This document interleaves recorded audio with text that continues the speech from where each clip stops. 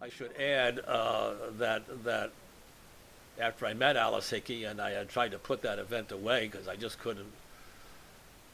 It just was basically insane that something like that could happen. But that's how it seemed to be, as though whatever she was saying to me in real life had transferred itself inside my mind.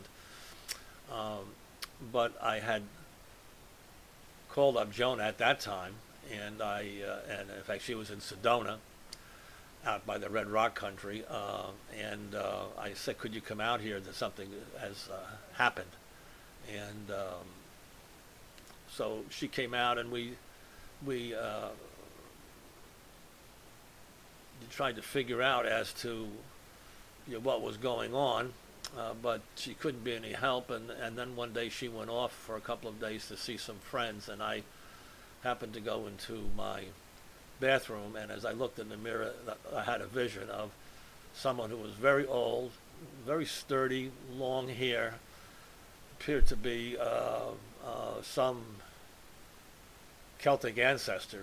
That's the really best I can say about it. It was very gray. It was the figure was glowing. It was looked like he had a burlap robe on or something that looked very rough. The hair was very rough, uh, and in fact the figure just stared back at me, and then it disappeared. And that happened another night following that, and then on the third night it happened again for the very last time. And I knew something was happening, but I couldn't figure out what. And then I heard a voice in my head say, "Witness." And I didn't know what it meant, if I was to witness this figure. The voice didn't come necessarily from the figure in the mirror, from the vision. It seemed to come from inside my head. The figure itself was mute. In fact, I found out later when I really looked back at it. And these things are so startling that you just accept them as true. You know that it's a vision, but there's something that's mesmerizing about them, and I realized that the figure had no mouth. So somehow or other, something else spoke inside my mind and said, "Witness." And so that was the equally perplexing as Alice's voice in the supermarket several months before. And when Joan came out and I asked her about it, she said it's a rebirth. And then I said, "Well, what do you mean it's a rebirth?" And she said, "Well, that's all I can tell you." So it was with that information, which made me even more puzzled, that I kind of tucked it away. And I should add at the time that I was just about discovering a way to spontaneously create poems by speaking them, something that there are no books on. But myself and several other poets, Cilla Liscombe, one who's the executive director of Soul Speak, helped me in this, and we eventually found that it's within us. We just have to surrender to it, just as it was within poets thousands of years ago, meaning that you just surrender to the muse and out will come a poem. The real trick is surrendering. That's the long and short of it. And that's not easy for us to do with our very strong sense of consciousness, Anyway, in that kind of turbulent period of trying to figure out how to do it is when all of these things happened to me.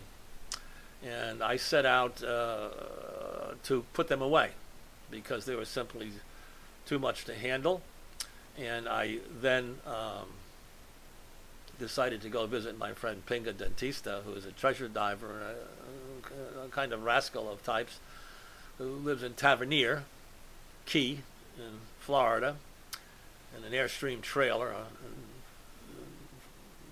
and where he spends his time when he's not doing salvage work out on the key for the tankers that run up sometimes on the reefs. But he's a real kind of Mel Fisher, dive in the water, look for treasure kind of guy. And I like to go down there sometimes because it's so different from my own life, and just go just snorkeling.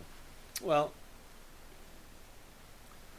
Pinga is kind of, it took my mind off things, and we went diving for a few days, and then he said I had to see this red light bar he had found in South Miami. He says it's all red lights, everything's red, and these guys in black suits are there, and at 3 in the afternoon you got to go there. And so I'm a non-drinker, you know, so I thought, all right, so let's go up there, and I thought maybe it'd be a way to pass the time, but what happened is I fell into what you call deeper yogurt, because no sooner had I walked in there than I was drawn to a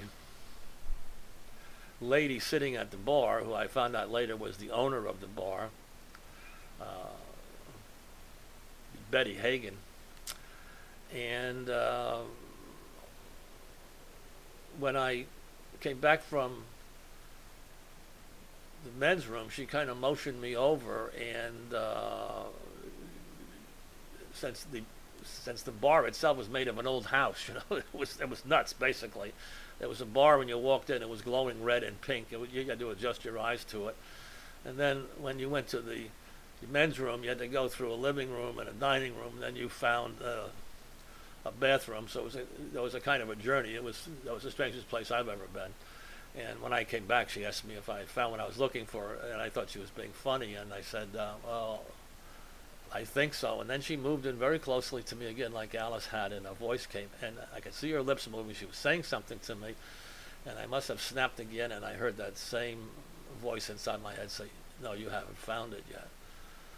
So what I thought was going to be a nice trip down to Tavernier turned out to be a very upsetting, because here are two women I had never met before. They looked like ordinary old women, basically. Betty was quite advanced in age too. You know, she was a real beer drinker. You know, she was pretty well crocked by the time I got there, which was about 3 in the afternoon with Pinga, and but yet she had somehow entered my mind, or it appeared that she had entered my mind somehow, that her closeness made a voice speak to me inside my head and tell me that I hadn't really found what I was looking for. So I had no idea what was going on then, and I just figured, well, I have to put this stuff away, because if not, I am just going to go nuts. And at that stage, I waited 2 or 3 or 4 months, and the voices kept popping up, the memory of them, I should say, you know. And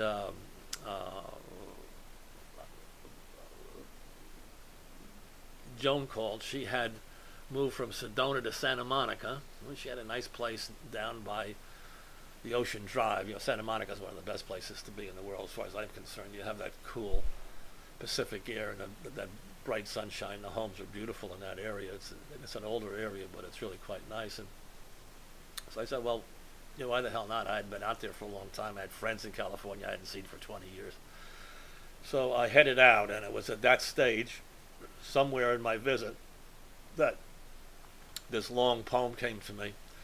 And since I always carry a portable recording studio with me, since I do by that time I had been doing a lot of work in soul speak, which is oral composition, just let it rip.